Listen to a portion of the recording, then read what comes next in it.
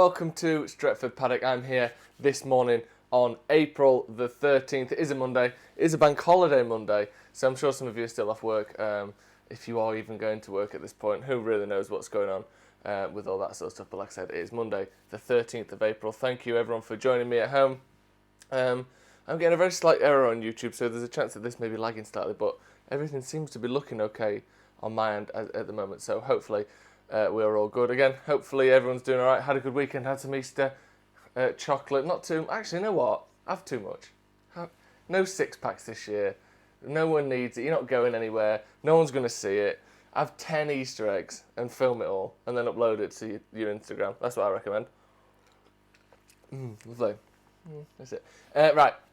Happy Monday, Joe. Happy Monday, Joel. Today, then, we're looking at Harry Kane again. It's sort of exploded over the weekend, this story. There's been yeses, there's been nos, there's been this, they'll sell it for this, they won't sell him for that, he's not interested in this, he's interested in that. There's all sorts, so we're going to be getting into that. We're also going to be looking at the ongoing Paul Pogba story. Again, sort of back and forth on this one. Fabrizio Romano coming out and talking about him being Juventus' number one target, so we're going to be looking at that. Obviously, someone said the plant's fallen over. No, it hasn't, because I'm here and it hasn't. So don't you dare say anything like that again. Okay, let's get into our first story then. And this is £200 million for Harry Kane. Wow, that's a lot of cash, isn't it? Let's strap in for this one. First of all, let me know if you think Harry Kane is worth £200 million, because that's a lot of money. But is he one of the best strikers in the world? Anyway, let's get into it. So first of all, then, this is coming from the Daily Mail, so, you know, take that as you want. Again, their website, it really is hideous to work with. So many adverts.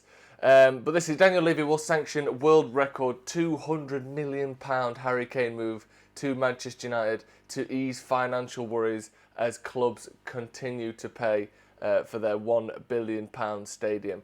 Tottenham chairman Daniel Levy will sanction the departure of Harry Kane to Manchester United in a world record £200 million fee because of financial worries and exasperation with England's captain for going off message during the coronavirus crisis. Daniel Levy has made it clear that Spurs would agree to let Kane leave this summer. Tottenham fear the financial repercussions of the current lockdown more than any other Premier League club because they're still paying for their £1 billion stadium. He goes on to say in this article, which is plagued by adverts and inappropriately placed pictures and videos that separate what is one paragraph. I'm not joking. So this is the Daily Mail website. Top paragraph, which I've just read.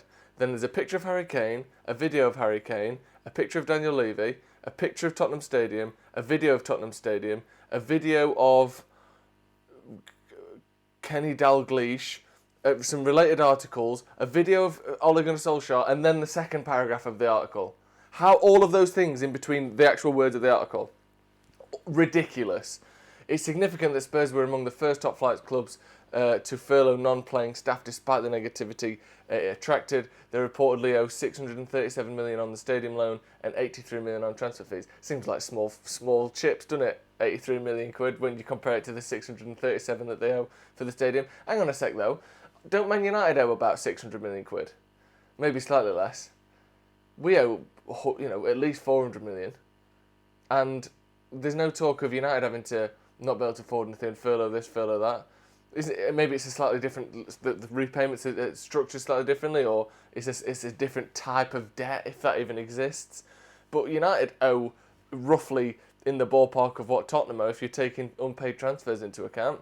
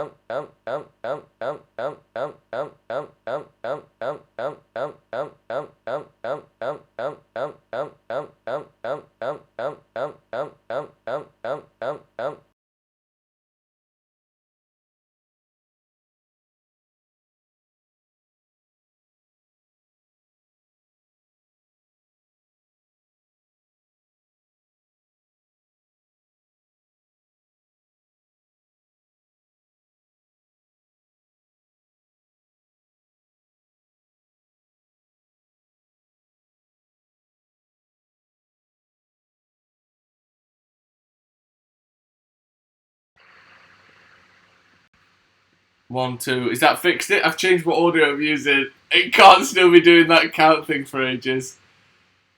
Oh no, I don't know what to do. Please tell me that's fixed it. Please tell me that's fixed it. And if nothing else, someone has to make a remix of that audio and make me a song out of it. Because that was quite brilliant, actually. Please tell me that's fixed.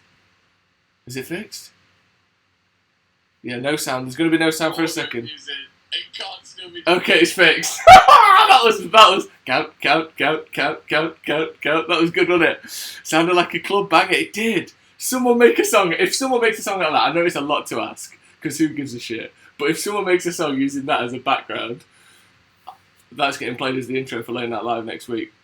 So there's your quest, everyone. Clip that audio up, turn it into a little song, and I'll use it as the intro for Late Night Live.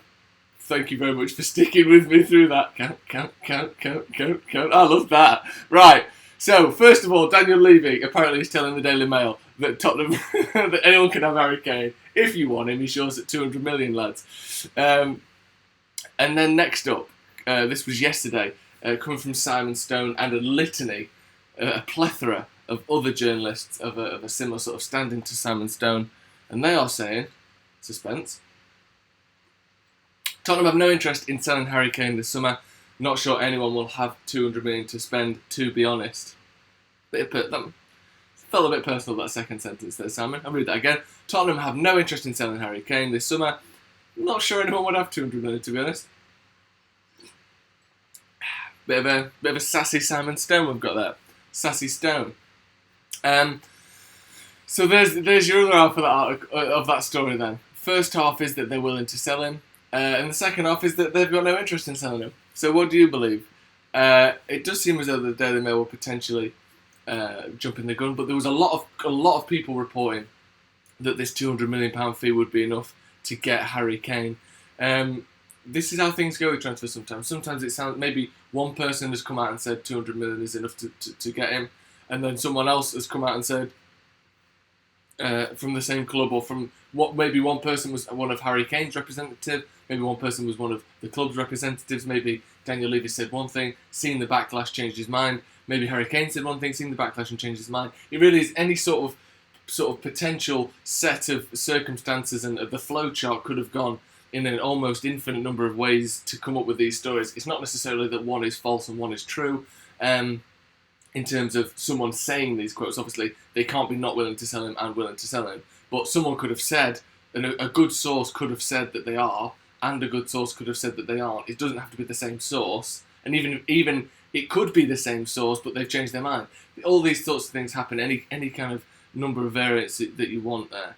And again, Daily Mail, whilst it's the Daily Mail, isn't it? Again, you all have your own opinions on the Daily Mail, and so do I.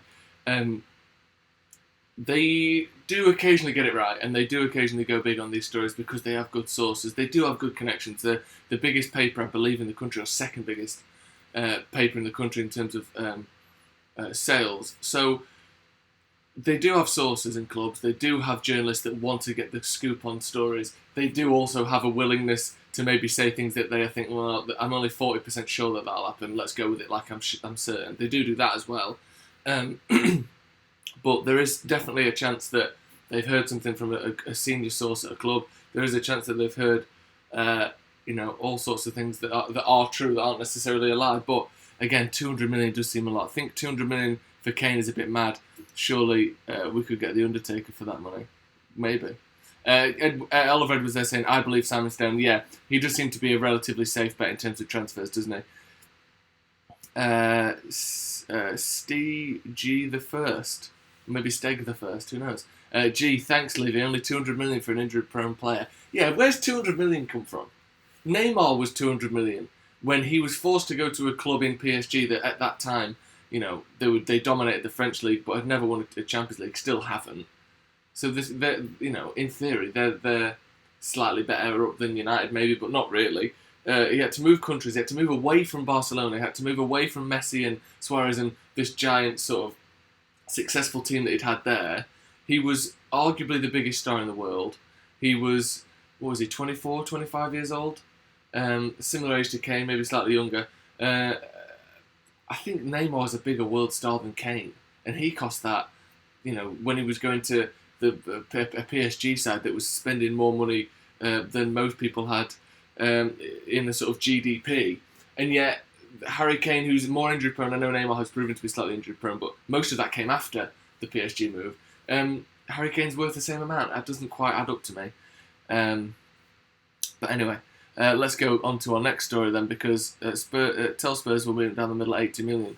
Yeah, I don't know what that in the middle of. We offered minus 20 million and they offered 280 is somewhere in the middle. I don't know what 80 is in the middle of there. Joe, I like how you're trying to keep your best straight face while talking about this BS. Well, the thing is, I'm not saying that this is going to happen or this isn't going to happen. I'm reporting on the news that is being put out. And it just, the likes of Berbatov, the likes of Rio Ferdinand, there are people who have commented on this story that, suggest that it's possible or suggest that they think it'd be a good deal or this sort of thing. So it's not as though it's, something that's, what is it, Messi. We're now going to get Messi for 15 million. It's not like one of those stories, is it? This is an English striker, one of the best in the country, playing for a club that never wins any trophies. United are definitely interested in signing a striker, whether that be a Gallo. We tried for Haaland in January.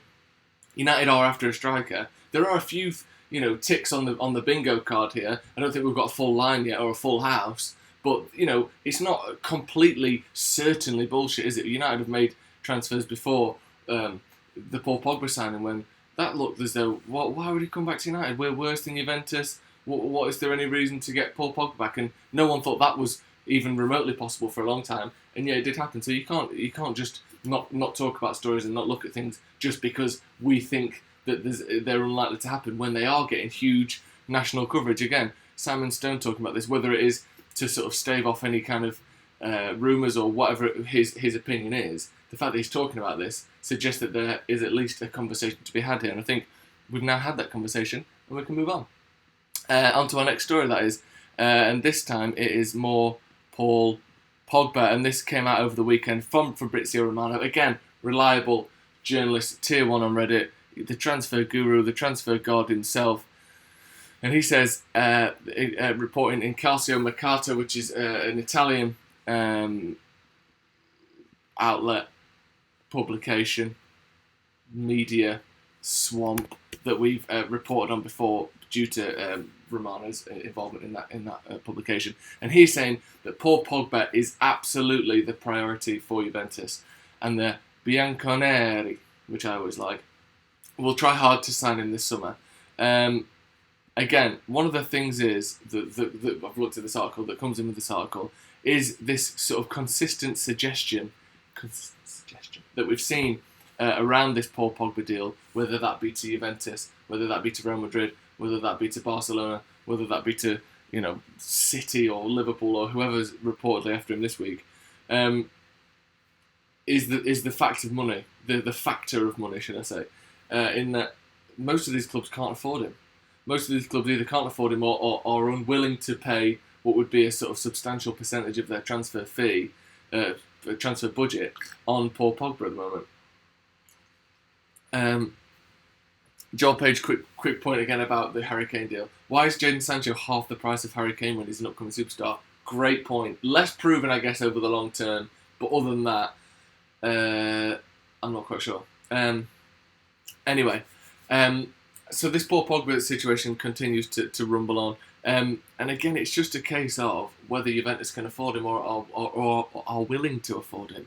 And again, it is Fabrizio Romano reporting on this. So you have to give again the story some sort of clout. I am sure Juventus are after Paul Pogba, as we've said before on this channel. I am sure that they would like to have Paul Pogba playing for them next season. It is just a case of, can they afford him? Do they want to afford him? Are United going to let him go? One thing I have noticed in the last week or so, or the last 10 days, Paul Pogba's appeared on 2 official Man United podcasts. So one was a hangout and one was a podcast this week. And in there he's talking about how he knew he was going to come back to United and how things are going in quarantine. You see him and Jesse Lingard, who are clearly good mates, taking the mick out of each other and stuff like that. And that is always something that interests me, because for a long time we didn't really see him do many sort of public engagements, public sort of media with United, and then all of a sudden he's on a couple of things in a few days, and sort of rumours of a contract have resurfaced at the same time. It does seem as though potentially he is placing himself in the picture so that if he signs a new deal, people will be happy with him, because I think there's a time, certainly earlier in the season, where even if he'd signed a new deal, people would have not been happy that he'd signed a deal, rather than it being this sort of rejoice, like it would have been pretty much any time up until now.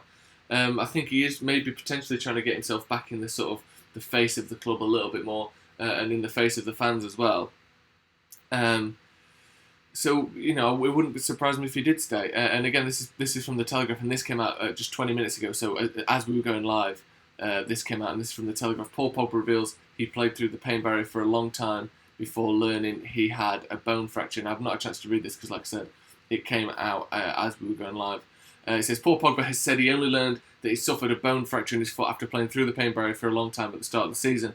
The Man United midfielder has made only 8 appearances this season before the suspension of the Premier League. Speaking on United's podcast again, Pogba said he'd previously never experienced an injury like this, as he spoke of his hunger to return to action. I don't know how that happened. I had a foot injury which came against Southampton on August the 31st. It was early this season, so I carried on for a long time training and playing with it. After I stopped, I found I had a fracture. Again, it goes back to a sort of a long list now, or sort of an accumulating list, or a list that's been accumulated of players who had injuries that the United medical staff didn't know about. And sometimes you think, well, why would you get an X-ray if he just thinks he's hurt his foot? They don't just scan and check people every single day all the time. Maybe he thought, oh, my foot hurts, I'll tell them about it, they'll give me a bit of a massage, but they didn't think to X-ray it and check because there was no reason to suspect of anything like that. But there was the Lukaku thing, talking about his diet. There was another one that was recently as well that came out before that, but I can't remember exactly now. There's another injury like that where United didn't quite know someone's either dietary requirements or someone had an injury that United didn't diagnose properly and has since been less injury prone. And again, is this another sort of step on that ladder of United's medical staff not quite being able to diagnose things as quickly and as efficiently as they should, or is it Paul Pogba kind of trying to cover his own back as to why he's been out for so long? I'm not injury prone, I just played too long with this one injury and that's why it stuck around a bit longer. Who knows? Cam Watt is in the comments saying, you're my favourite Paddock presenter. Thank you very much, Cam. Producer Cam, it's great to have you back in the comments after your tough week last week. Great to see you. And Joel Page responds to that by saying #SackCam. So it's a real mixed bag in the comments.